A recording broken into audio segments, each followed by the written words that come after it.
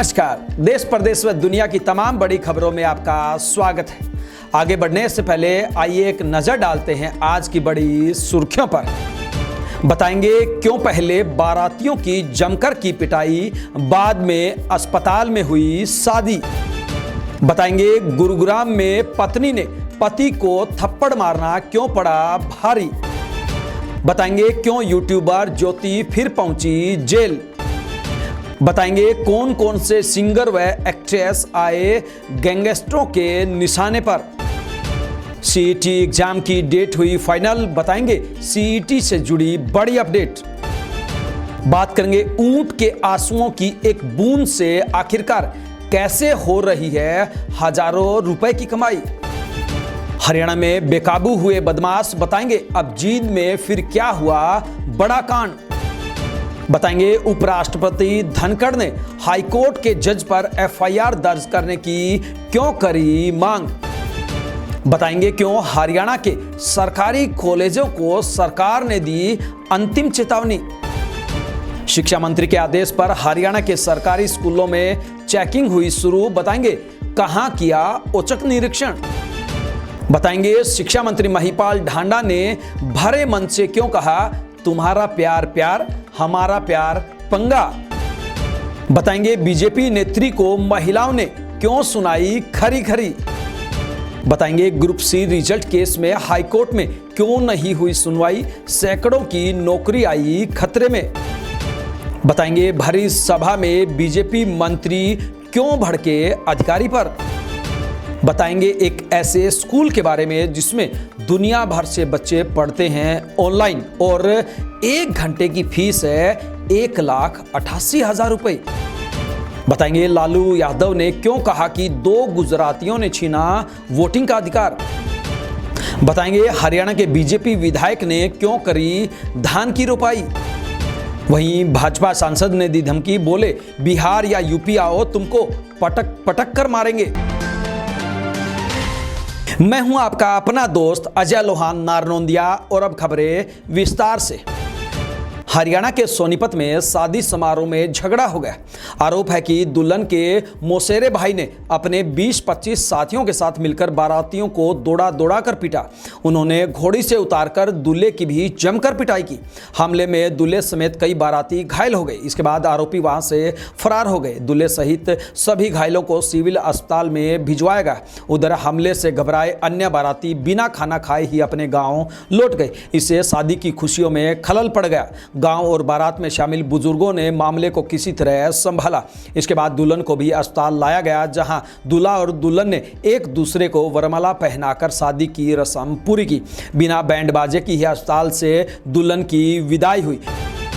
आइए बात करते हैं पत्नी को पति पर हाथ उठाना क्यों पड़ा भारी। जी हाँ, हरियाणा के गुरुग्राम में व्यक्ति ने पत्नी की गला घोंटकर उसकी जीवन लीला समाप्त कर दी। इसके बाद वह खुद थाने सरेंडर करने पहुंचा और कहा, एसएचओ साहब मैंने अपनी पत्नी का मर्डर कर दिया है, मुझे अरेस्ट कर लो। यह सुनकर थाने में मौजूद अधिकारी हैरान रह गए।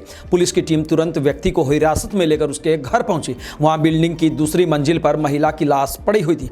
उस दौरान घर पर अन्य सदस्य भी मौजूद थे। पुलिस जांच में सामने आया है कि व्यक्ति ने 6 साल पहले लव मैरिज की थी। रात को बेटी को थप्पड़ मारने के बाद गुस्से में पत्नी ने पति को थप्पड़ जड़ दिया था। इस बात से गुस्साए पति ने उसकी जीवन लीला ही समाप्त कर दी। आइए बात करते हैं यूट्यूबर ज्योति से जुड़े मामले की। जी हां, पाकिस्तान के लिए जासूसी करने के आरोप में गिरफ्तार हुई हरियाणा के हिसार की यूट्यूबर ज्योति मल्होत्रा को लेकर नया खुलासा हुआ है। सूचना का अधिकार यानी कि आरटीआई के तहत दायर की गई एक याचिका के जवाब में सामने आया कि ज्योति राज्य सरकार के निमंत्रण पर केरल गई थी। केरल सरकार में टूरिज्म मिनिस्टर पीए मोहम्मद रियाज ने भी कंफर्म किया है कि ज्योति समेत कई ब्लॉगर्स को केरल बुलाया गया था ताकि वे केरल के टूरिज्म को देश और दुनिया में फैला सके। इनका खर्चा सरकार ने ही उठाया था। आइए बात करते हैं कौन कौन से एक्टर व सिंगर आए गैंगस्टरों के निशाने पर। जी हां, पंजाब में एक्ट्रेस तानिया कंबोज के पिता डॉक्टर अनिल जीत सिंह पर 4 जुलाई को उनके ही क्लिनिक में गोलियां मारी गई थी। यह पहला मामला नहीं है कि किसी पंजाबी सिंगर, एक्टर या उसके परिवार को टारगेट किया गया। 2018 में सिंगर और एक्टर परमीश वर्मा पर भी हमला हुआ था। उन्हें मोहाली में गोली मारी गई थी। इसी तरह बब्बू मान, कर्ण औजला और गिप्पी गरेवाल जैसे सिंगरों को गैंगस्टरों की तरफ से धमकियां मिल चुकी है।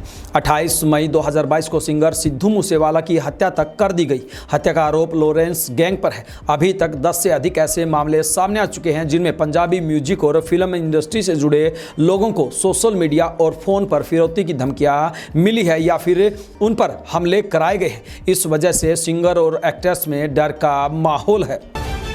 आइए बात करते हैं सीईटी से जुड़ी बड़ी खबर की। जी हाँ, हरियाणा में कॉमन एलिजिबिलिटी टेस्ट यानी कि सीईटी 2025 की डेट फाइनल हो चुकी है। सीएम नायब सिंह सैनी ने चर्चा के बाद हरियाणा स्टाफ सिलेक्शन कमीशन की डेट जारी करने को कहा है। मुख्यमंत्री ऑफिस के सूत्रों का कहना है कि जुलाई के अंतिम सप्ताह यानी 26 और 27 जुलाई को HSSC एग्जाम करा सकता है। ये दोनों तारीखें शनिवार और रविवार के दिन पड़ रही हैं। सीईटी के लिए करीब 1350 सेंटर बनाए गए हैं। हरियाणा स्टाफ सिलेक्शन कमीशन ने सिक्योरिटी के पैरामीटर पर फिट नहीं होने पर 334 एग्जाम सेंटरों को घटा दिया है। ग्रुप सी के लिए होने वाले इस सीईटी के लिए 13.47 लाख युवाओं ने रजिस्ट्रेशन करवाया हुआ है।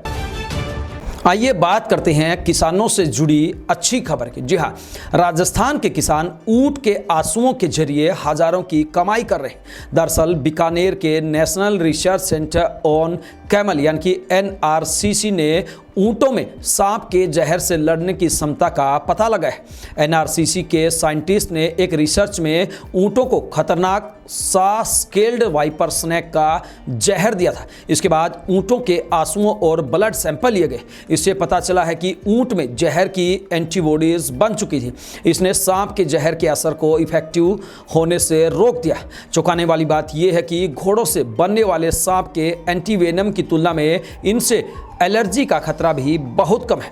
इसके अलावा ऊंटों से एंटीबॉडीज निकालना सस्ता भी है। अब NRC ऊंट पालने वाले किसानों को ऊंट के आंसू और ब्लड सैंपल देने के लिए बुला रहा है। इसके जरिए किसान प्रति ऊंट 5 से 10 हजार रुपये महीने की कमाई कर रहे हैं। हरियाणा के मुख्यमंत्री इन दिनों एक बात पर जोर दे रहे हैं कि अगर बदमाशों को हरियाणा में रहना है तो बदमाशी छोड़नी पड़ेगी। लेकिन उनके इस बयान का, उनकी इस धमकी का हरियाणा के बदमाशों पर असर पड़ता हुआ नजर नहीं आ रहा है। ऐसा हम इसलिए बोल रहे हैं कि आए दिन अपराध बढ़ता जा रहा है और जींद की अगर हम बात करें तो वहां पर और भी ज्यादा है। जी हाँ, हरियाणा के जींद में दिन दहाड़े ज्वेलर को बाइक सवार 5 बदमाशों ने लूट लिया। बदमाशों ने ज्वेलर पर पिस्टल तानी और फिर आधा किलो सोना व 5 किलो चांदी लूटकर भाग गए। इस दौरान बदमाशों ने ज्वेलर से मारपीट भी।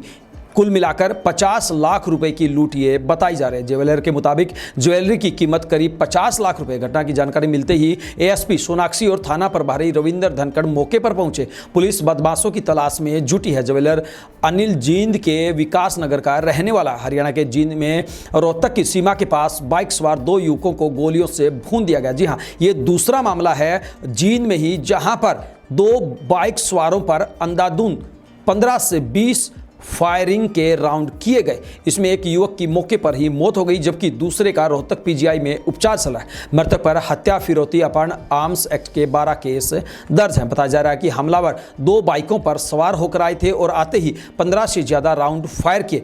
मामला गैंगवार से जुड़ा बताया जा रहा है। मृतक की पहचान जींद के राजपुरा भैण के निवासी ऋषि लोहान के रूप में हुई है जबकि घायल युवक इसी गाँव का ही मनीष है जो कबड्डी खिलाड़ी बताया जा रहा है। आइए बात करते हैं उपराष्ट्रपति ने क्यों कहा कि जज पर FIR दर्ज होनी चाहिए। जी हां, उपराष्ट्रपति जगदीप धनखड़ ने जस्टिस वर्मा के घर में मिले अजले नोटों के मामले में तुरंत FIR की बात कही है। उन्होंने कहा यह न केवल चिंताजनक है बल्कि यह हमारी न्यायपालिका की नींव को हिला देने वाला मामला है। इस मामले की जड़ तक जाने की जरूरत है। कैश कहां से आए जानना बहुत जरूरी है। केंद्र सतर पर सरकार मजबूर है क्योंकि 90 के दशक की शुरुआत में दिए गए सुप्रीम कोर्ट के आदेश के कारण जस्टिस पर FIR दर्ज नहीं की जा सकती है। धनखड़ ने national advance legal studies university के सेमिनार में ये बातें कही। दरअसल दिल्ली हाई कोर्ट के जस्टिस यशवंत वर्मा के लुटियंस दिल्ली स्थित घर में 14 मार्च की रात आग लगी थी। उनके घर के स्टोर रूम में 500 रुपए के जले नोटों के बंडलों से भरे बोरे मिले थे। इसके बाद ये सवाल खड़ा हुआ कि इतना कैश आखिरकार कहां से आया। इसी वजह से धनखड़ ने उनके ऊपर FIR दर्ज करने की मांग की है। हरियाणा के सरकारी कॉलेजों में प्रशासनिक कार्यों में हो रही देरी को लेकर उच्च शिक्षा विभाग ने सख्त रुख अपनाया है। विभाग ने सभी कॉलेजों के प्रिंसिपलों और फैकल्टी मेंबर्स को कड़ी चेतावनी दी है कि यदि वे विड्रॉल और डिसबर्समेंट पावर यानी कि निकासी और वितरण अधिकार स्वीकार करने से इनकार करते हैं तो उनके खिलाफ अनुशासनात्मक कार्यवाही की जाएगी। हाल ही में जारी एक सर्कुलर में डीएचई ने बताया कि कुछ शिक्षक और प्रिंसिपल अन्य कॉलेजों की जिम्मेदारी संभालने से बचते हैं, जिससे वेतन, फीस संग्रह और बिल भुगतान जैसे जरूरी कामों में देरी हो रही है। राज्य के शिक्षा मंत्री महिपाल ढांडा ने भी इस मामले में रिपोर्ट मांगी है। विभाग का साफ कहना है कि अगर कोई अधिकारी या शिक्षक प्रशासनिक जिम्मेदारी से पीछे हटेगा तो सख्त कार्रवाई की जाएगी। आइए बात करते हैं सरकार की सख्ती की। जी हां, नूंह जिले के 2 सरकारी स्कूलों में शिक्षा मंत्री के निर्देशानुसार माध्यमिक शिक्षा विभाग में संयुक्त निदेशक संजीव कुमार ने औचक निरीक्षण किया व स्कूल भवन के साथ साथ शौचालय, साइंस, स्पोर्ट्स व आईसीटी कंप्यूटर लैब व उनमें मौजूद सामान व उपकरण को चेक किया।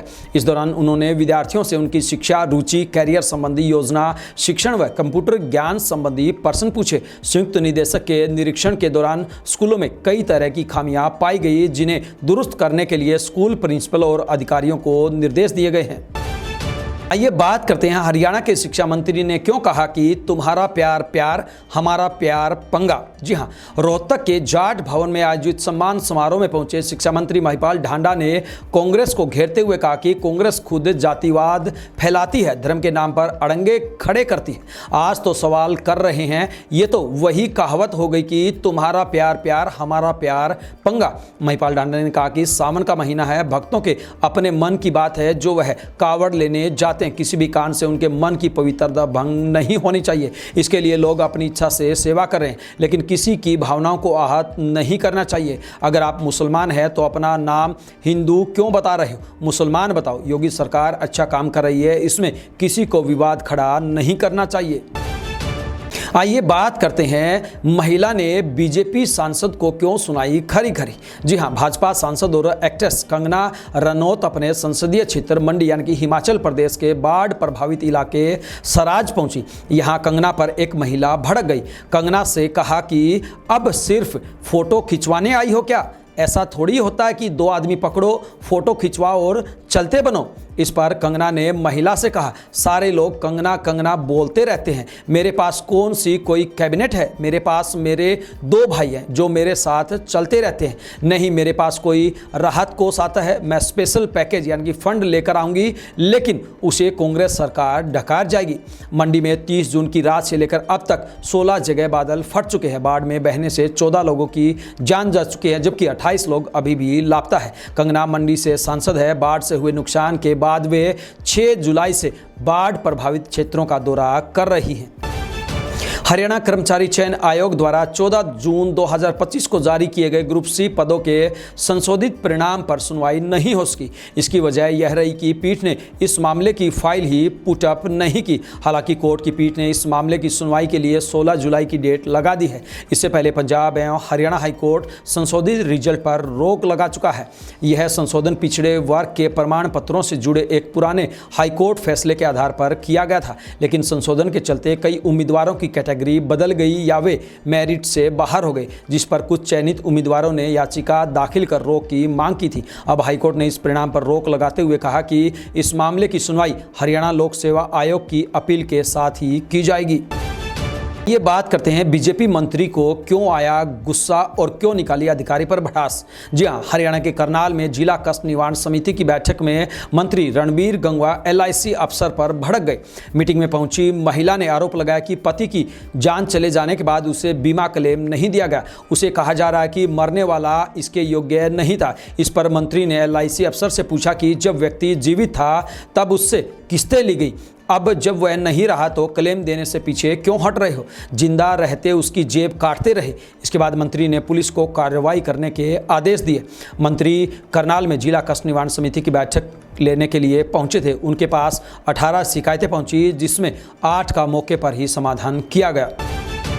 आइए बात करते हैं दुनिया के सबसे अनोखे स्कूल की, जहां पर 1 घंटे के लिए देनी पड़ती है 1,88,000 रुपये फीस। जी हां, दुनिया के सबसे अमीर उद्योगपति एलन मस्क के स्पेशल स्कूल एस्ट्रोनोवा में पूरी दुनिया के बच्चे दाखिला ले सकते हैं। यह स्कूल अपनी खास लर्निंग स्ट्रेटजी की वजह से चर्चा का विषय बना हुआ है। ये 10 से 14 साल की उम्र के बच्चों के लिए एक एक्सपेरिमेंटल स्कूल है जो केवल प्रैक्टिकल लर्निंग पर फोकस है। ये एक ऑनलाइन लेबोरेटरी की तरह है जहां बच्चों को रेगुलर स्कूलों की तरह मार्क्स नहीं दिए जाते। स्कूल में 10 से 15 साल की उम्र के बच्चे पढ़ सकते हैं। एस्ट्रोनोवा का फ्लैगशिप प्रोग्राम 12 से 15 साल के बच्चों पर फोकस्ड है। स्कूल में अलजेब्रा, जियोमेट्री और परी कैलकुलस जैसे सब्जेक्ट्स पढ़ाए जाते हैं। इसके अलावा आर्ट ऑफ प्रॉब्लम सॉल्विंग नाम से स्पेशल क्लास भी चलाई जाती है। स्कूल में हर टर्म का सिलेबस भी अलग होता है। स्कूल की फीस नॉर्मल स्कूलों से कहीं ज़्यादा है। यहाँ की 1 घंटे की क्लास की फीस $2200 यानी लगभग 1,88,000 रुपये है। किसी भी स्टूडेंट्स को कम से कम 2 घंटे की क्लास के लिए इनरोलमेंट करना जरूरी है। स्टूडेंट्स अधिकतम 16 घंटे की क्लास ले सकते हैं। इसकी कुल फीस $35,200 यानी कि लगभग 30,22,000 रुपये होगी। स्कूल में एडमिशन और बाकी हर जानकारी के लिए स्कूल की वेबसाइट astronova.org पर विजिट कर सकते हैं।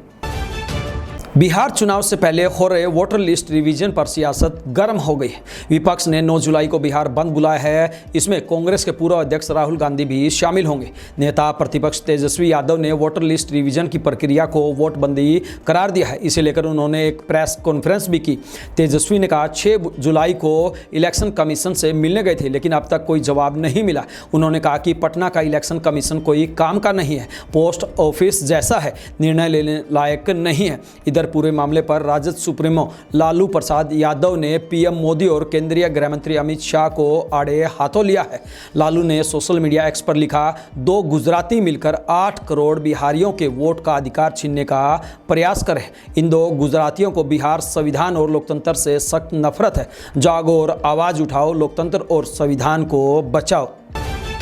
आइए बात करते हैं बीजेपी विधायक ने क्यों लगाई धान। जी हां, कैथल जिले के पुंडरी के विधायक सतपाल जांबा ने अपने खेतों में धान की रोपाई कर एक अनूठी मिसाल पेश की।